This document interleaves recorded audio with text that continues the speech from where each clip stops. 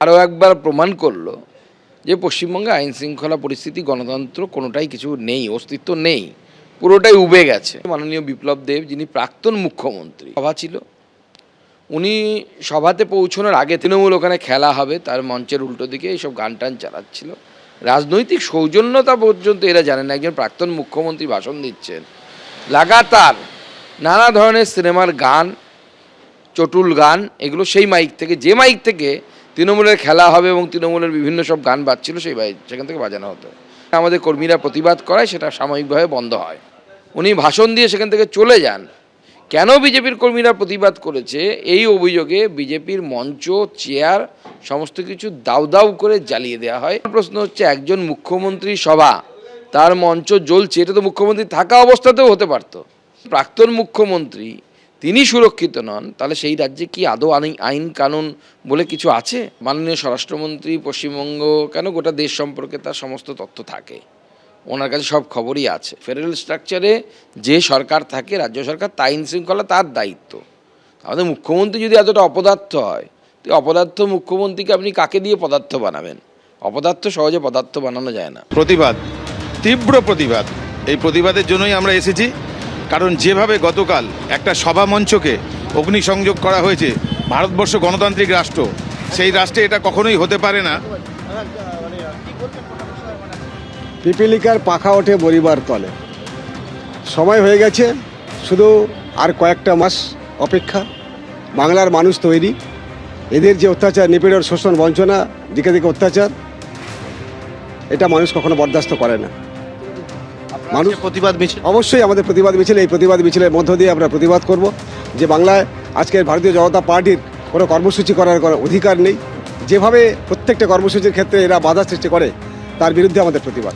দেখো একেবারে দেখো তারা যে বিষয়টা বলছেন, আজ তাদের প্রতিবাদ মিছিল হবে। তবে একেবারে যে সভামঞ্চ যে জায়গায় আমরা দাঁড়িয়ে রয়েছে, এই হচ্ছে সভামঞ্চ, যেখানে একবারে চেয়ার পোড়া অবস্থায় পড়ে রয়েছে, কার্পেট পোড়া অবস্থায় পড়ে রয়েছে, এইখানে বিভিন্ন জায়গায় জিনিসপত্র ভাঙচুর অবস্থায় পড়ে রয়েছে।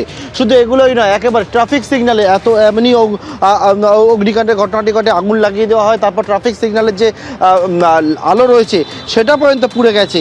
এবং এই জায়গায় একেবারে রণক্ষেত্রের চেহারা নেয়। গতকাল রাত্রেবেলা পরিস্থিতি উত্তপ্ত হয়ে ওঠে। বেহালা থানা পুলিশ, ঠাকুরপুকুর থানা পুলিশ, তারা যৌথভাবে আসে এবং এসে পরিস্থিতি নিয়ন্ত্রণের মধ্যে আনে। তো অন্যদিকে একদিকে যেমন বিজেপির অভিযোগ হচ্ছে তৃণমূলের দিকে, তৃণমূলের পাল্টা অভিযোগ যে এখান থেকে বিজেপি কর্মীরা তারা কিন্তু এখানে কিছুটা দূরেই তাদের একটি ক্লাব রয়েছে, যে ক্লাবের মধ্যে ব্যাডমিন্টন টুর্নামেন্ট, এবং সেখানে গিয়ে বিজেপির কর্মীরা ভাঙচুর চালায় এবং একে অপরের বিরুদ্ধে এই অভিযোগ, পাল্টা অভিযোগকে কেন্দ্র করে উত্তপ্ত হয়ে ওঠে বেহালা শখের বাজার এলাকা। এবং আজকে আরও কিছুক্ষণ পর শুভেন্দু অধিকারী এখানে এসে পৌঁছাবেন এবং এখান থেকে তারা কিন্তু আবারও প্রতিবাদ মিছিল করবেন, তেমনটাই কিন্তু বিজেপি নেতৃত্বের তরফ থেকে বলা হচ্ছে।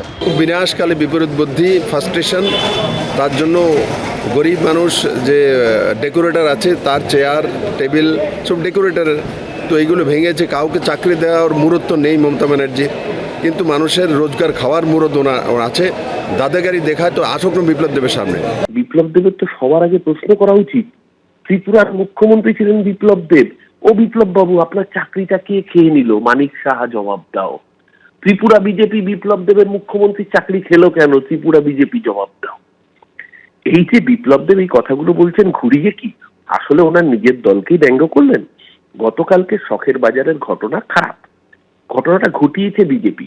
আপনি উস্কানি দিয়েছেন, আপনি তৃণমূলের মাইক ভেঙেছেন, প্রতিবাদে তৃণমূল কর্মীরা গেছে, তখন দুপক্ষের কথা কাটি বচসা থেকে কোনো ঘটনা ঘটে থাকতে পারে।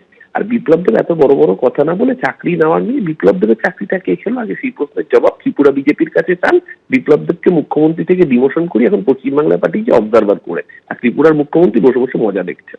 এবিপি আনন্দ, এগিয়ে থাকে, এগিয়ে রাখে।